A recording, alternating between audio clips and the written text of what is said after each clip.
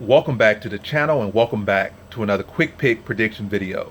In this video, I'll be predicting the women's story bout between Tecia Torres versus Angela Hill 2. So these two actually fought before and Tecia Torres won pretty convincingly all the years ago, but I'm leaning to Angela Hill in this one. I feel like she's the most improved person from her season of The Ultimate Fighter. I'm not saying she's the best from her season. Obviously, Rose Namajunas is, but as far as the best and most improved from the season, I would say Angela Hill is. She came in as one of the rawer talents, and it showed. And even after the fight, even after the season when Tecia Torres fought Angela Hill off the show in the UFC, she took advantage of her rawness and greenness, especially in the ground game, to take her down. Striking was still relatively close, even though Tecia Torres pretty much laid on her, like 9 minutes out of a 15-minute fight, or held on her to her 15 minutes of the fight. I think the striking differential was only like significantly, was only about like 5 differential, even all that. So I feel like now Angela Hill will be able to keep on the feet with her improved wrestling defense and really her wrestling and grappling improvements overall.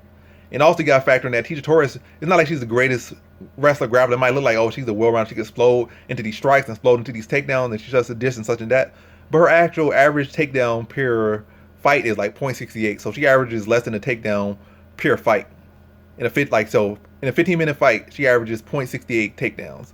0.68, so that's less than a takedown a fight. And I feel she will be to get a takedown against Hill.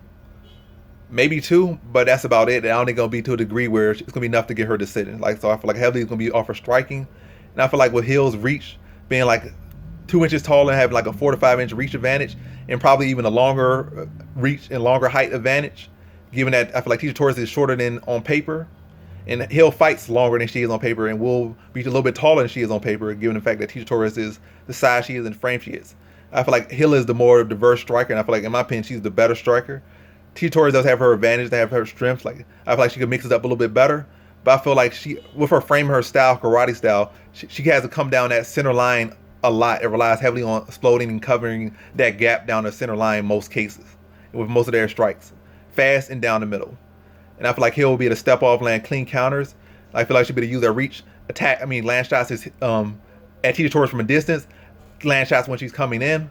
And when she's coming in and able to crowd that space, I feel like Tecia Torres, I feel like Angela Hill will be able to use her Muay Thai clinch, which is pretty solid, land knees, land elbows, be better able to defend the takedown when Tecia Torres tries to land position from there, and land damaging shots from there. That's going to make Tecia Torres not as comfortable to try to crowd that space. Like when she's in there getting met with elbows, getting met with knees.